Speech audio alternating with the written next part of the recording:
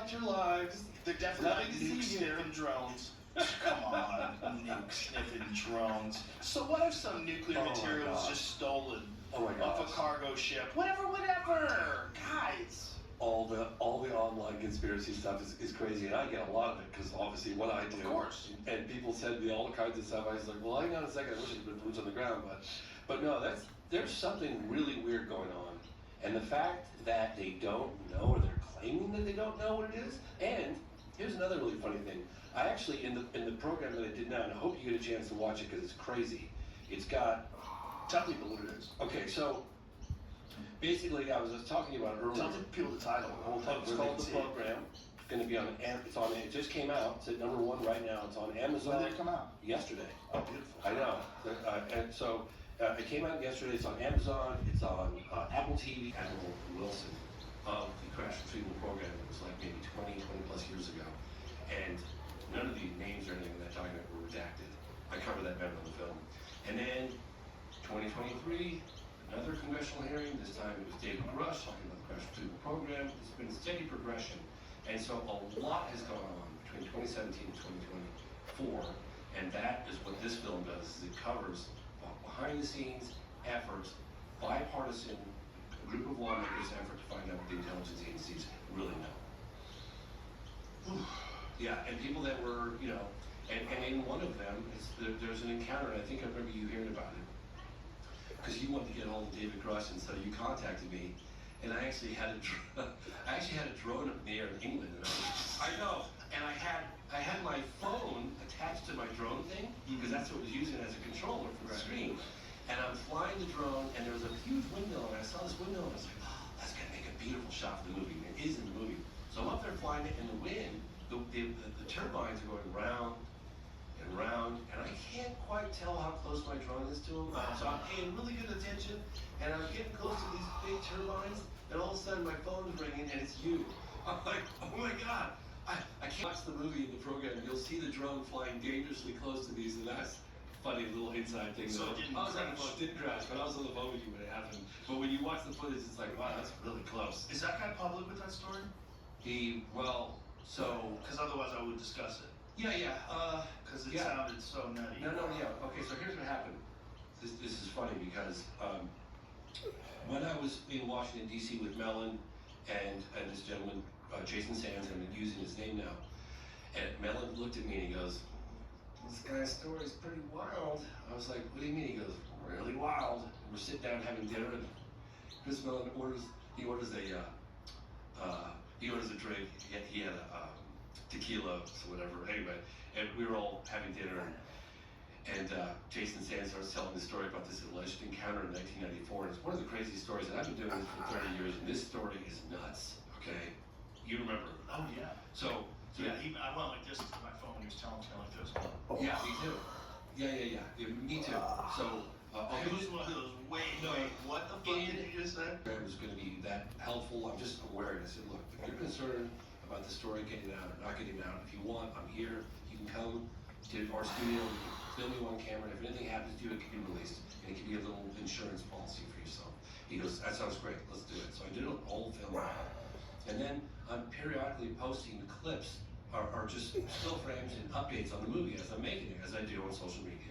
And I posted this one scene, and it had a clipboard on it in the scene, and on that clipboard, if you zoomed right in, it had his name. So I posted it, and by accident, I posted the damn thing, and my phone starts blowing up 10 minutes later. You just revealed this guy, what are you doing? Take it down. Too late, so it was out there. He's getting all kinds of heat.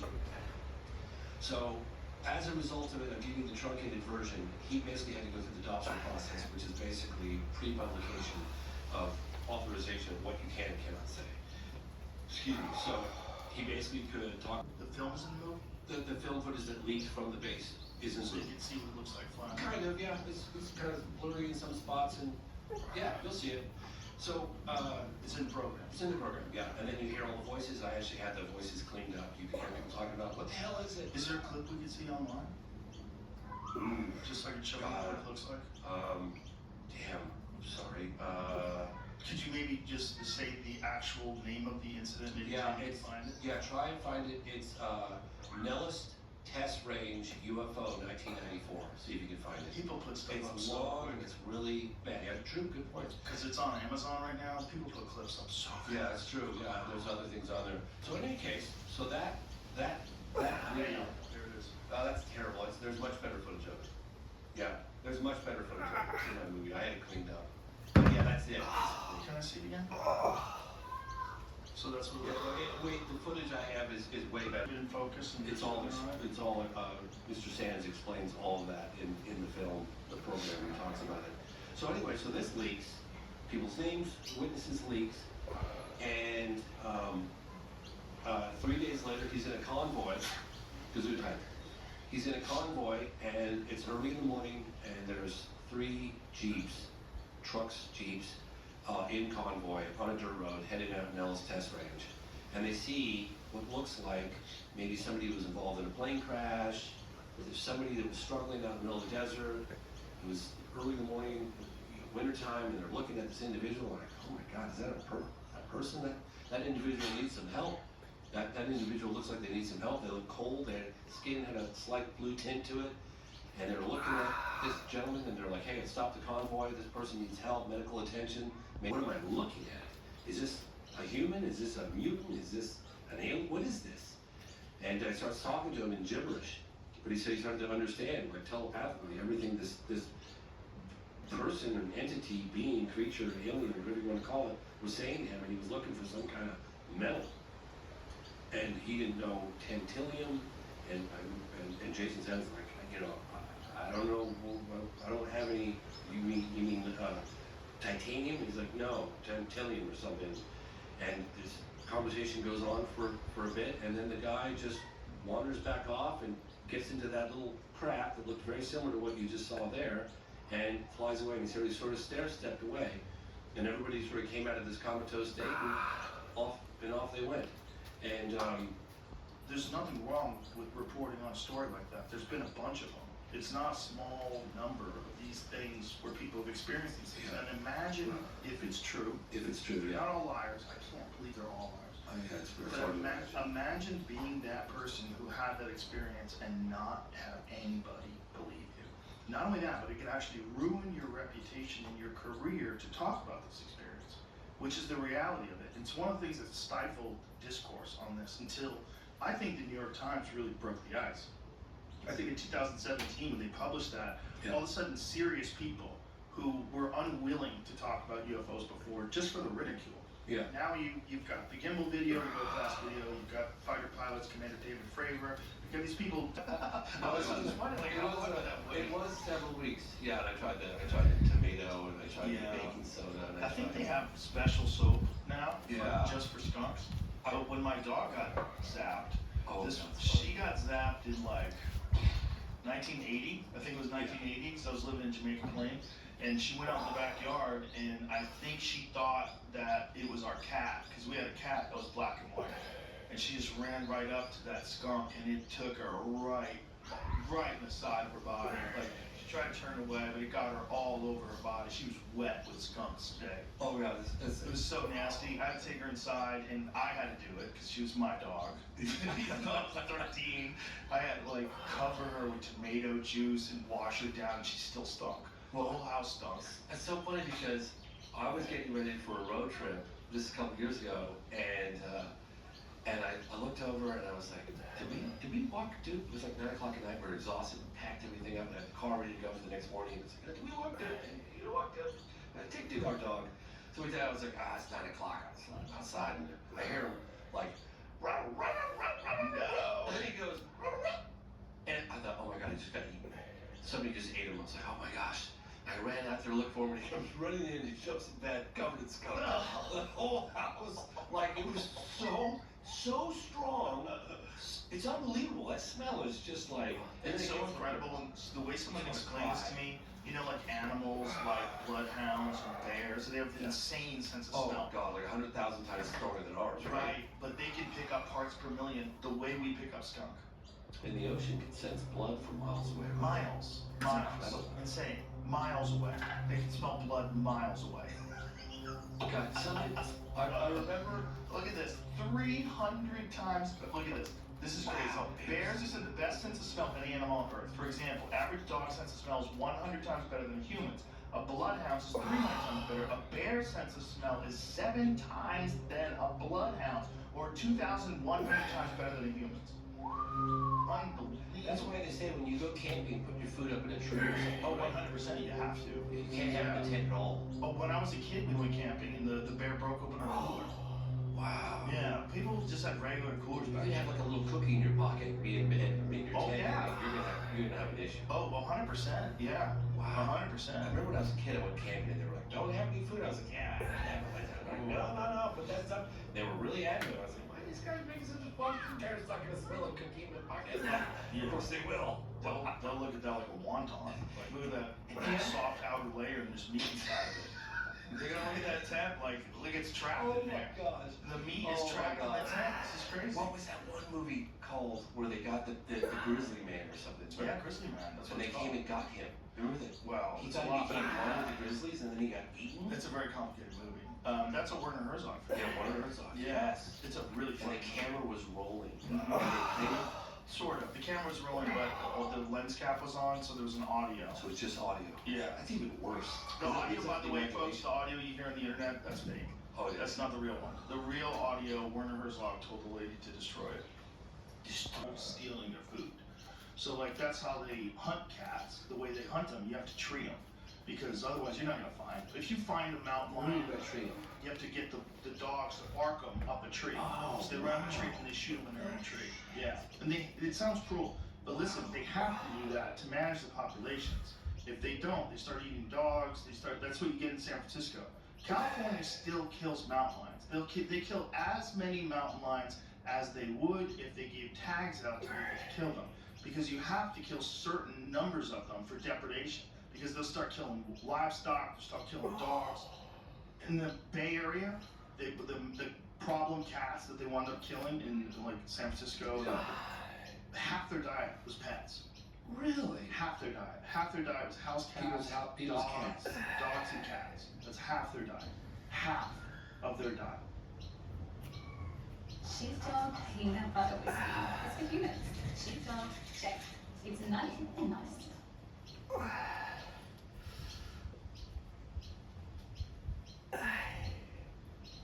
Of their diet. So you manage, a 100+ pound cat, and he's running around just eating dogs. You leave your dog in your backyard, gone. Happens all the time. Wow. It happened to my dog. Really? Yeah, my dog in Colorado got eaten by a mountain lion. Yeah, it happens.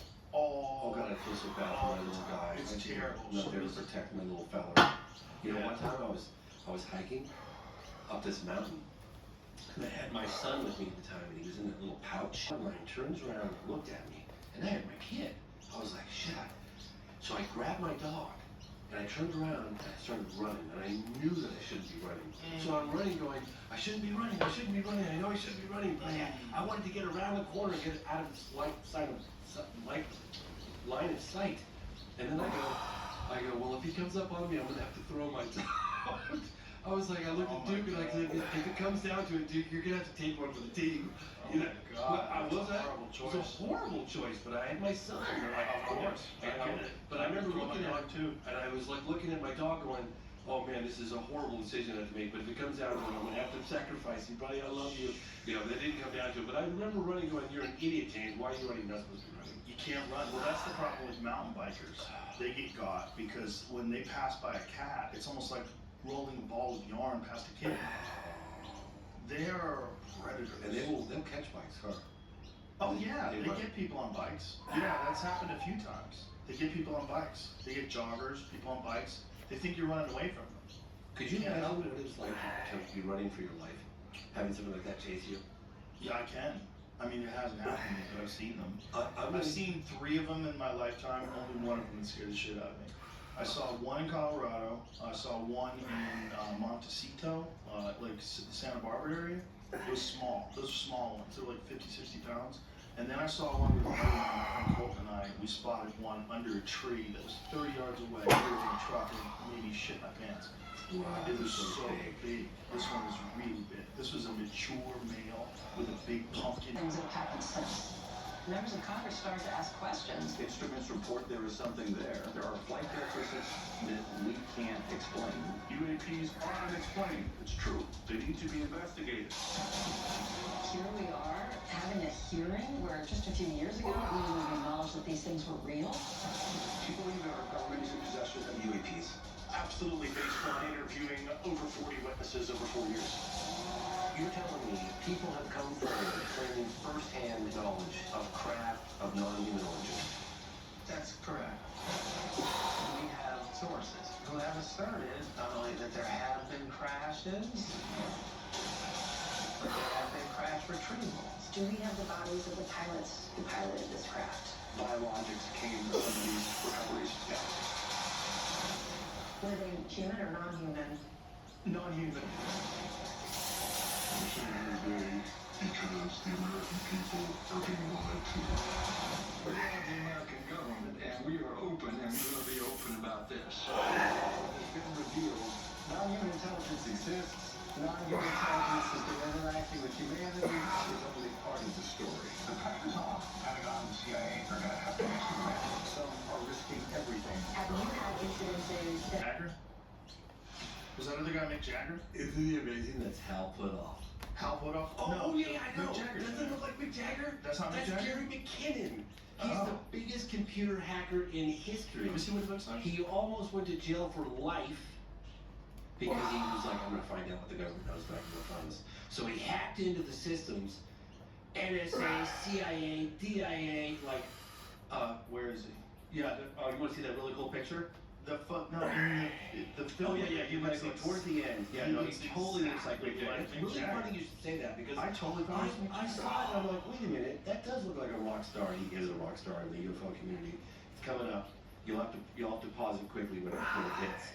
But Gary McKinnon took it upon himself, a computer hacker, to find out if the government had proof of alien visitation. And he spent a couple years hacking systems, and he got pay dirt. That was it. Bro, that's Mick Jagger. That is Mick Jagger. It does look like Mick Jagger. It's Mick so Jagger's in funny. the UFOs. You should just like only show that clip, you know, like they do in horror movies where the mask is not that good. It's real Yeah. quick. Yeah. So, well, I was going to tell you, there's a photograph of a jet circling. Can I go into a little bit of detail? Yes, Because please, everyone's please. always worried about, like, where's the good evidence? Where's the good photograph? Show Here me that we go. photograph. Yeah. So it's, yeah, there we go. But this was a lost photograph that was recovered. Yeah. You know what this? Yeah, I know about this. Okay, so I heard about this in the late 90s. Tell everybody about it. Really close. I mean, close. And they were scared to death, and they were kind of hiding out underneath this tree, and they were looking at this thing, like, what the are we looking at? And they were looking at this thing as it's silently hovering. Remember, this is 1990, okay? And one of them had a camera.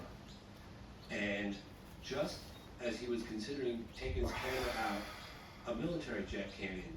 Turns out it was one of those Harrier jets. They think it was a Harrier jet.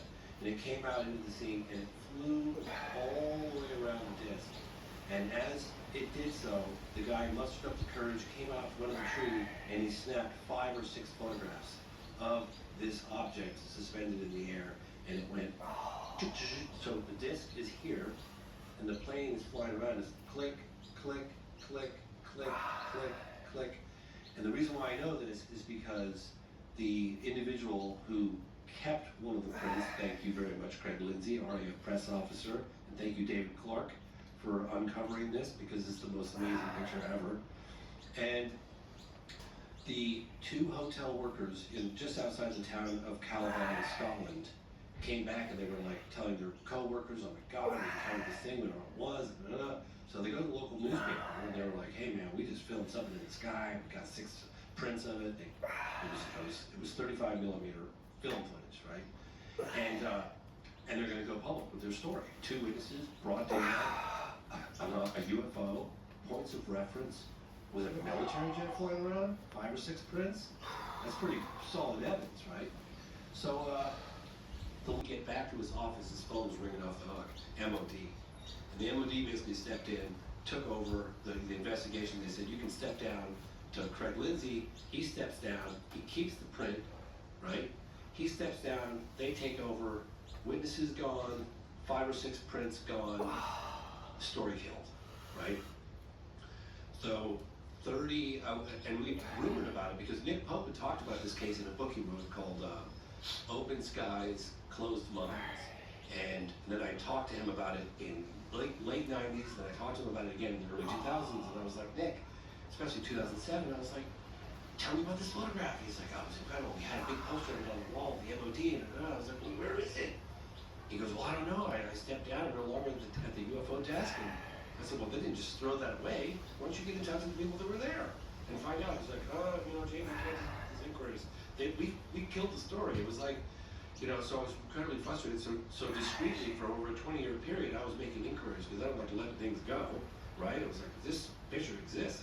Well, yeah, let's get this one out there. But the story went dark.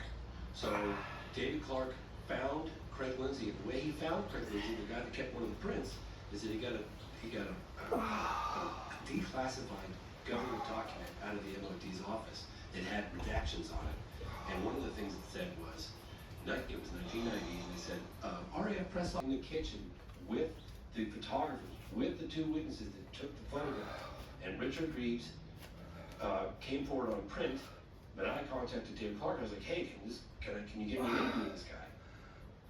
So he kept putting it off, and then finally I wanted to be persistent, but I didn't want to annoy the guy to the point where he's been like, hey, you know what? You're being annoying, Yeah. But I got right up to that point, right? Where I was like, I was wrapping the movie's done, I want to get this movie out. All the people that participated wanted it out.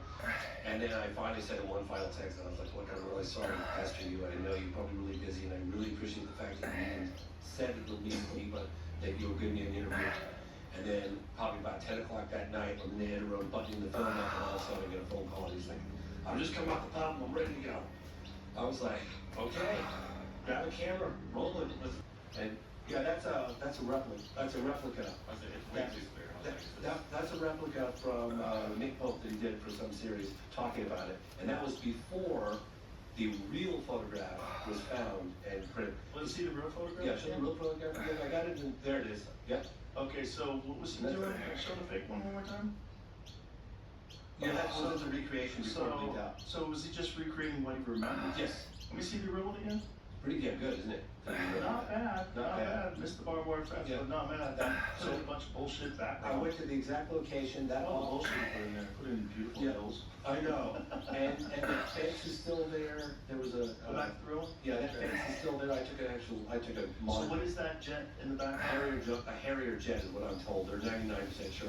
And was that Harrier jet trying to figure out what this was? Well, like I said, in the other prints, according to Craig Lindsay, the RAF press officer, he said the other 6 prints or 5 prints had that Harrier jet in a different position. So he said it was as if the Harrier jet flew around checking that out. Now, Where are those other prints? we have other MOD, just they're gone. They killed the story. I mean, the guy at the MOD who worked there, Nick Pope, told me that they did everything they could to squash it because. Don't you think they probably have it fell out away somewhere? Oh, of course they do. Of course they did throw those things away. Can you zoom in on this, Jeremy, please? That's a really crap copy. You're looking at a really bad print. Can you zoom in? I've got a much better. Again? I've got a much better version of it. You got it on your phone? Yeah, I do. Text it to a homie. This image is it's weird. Yeah, It's hard to see what you're looking at, you know. it's yeah. Well, let me show you a much better copy of it. Hang on, let me just scroll up here because I've got a really good. I got the original print of this copy, but people talk about the more compelling data and the lengths. So this is the photograph that I took at the site. You get an idea of that. Okay. See how That's what it looks like. right? How similar, right? Exactly the same. Yep. And then here's the print. I could text that to you guys if you want. Yeah. It's like See, I know, I'm so bad. I know. You were telling me how to do it. I was like, I haven't done that before. it's funny people who don't understand how to use it. Tell me if that goes through.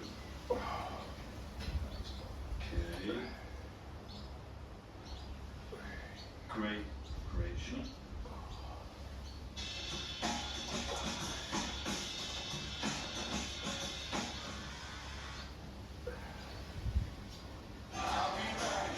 Discover the special edition Subaru Forester STI with STI Cube suspension, bringing exhilarating drive.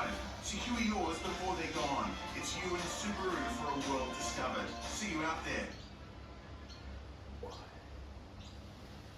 Great shot. Okay, you do it.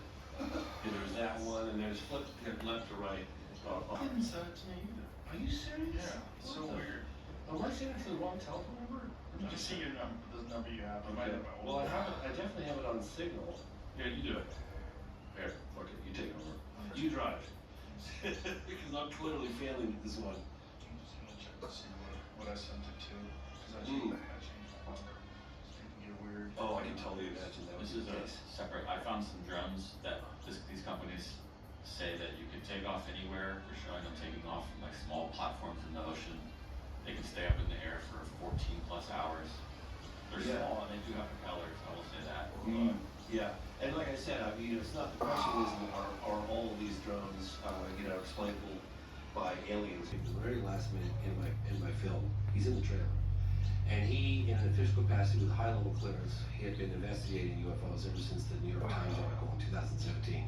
So he was behind the scenes 2017, 2018, tail end of 2017, 2018, 2019, 2020, 2021, 22, 23, 24, and then he stepped down. And he came through some intel folks. We got in touch, and I said, hey man, my film's almost done. If you want, I can squeeze in one final interview. He decided to participate. Up we went. We became friends. We've been talking, and he said, hey, I could probably arrange a meeting because there's some mutual interest in some UFO cases and evidence that I didn't go after as a civilian. But he goes,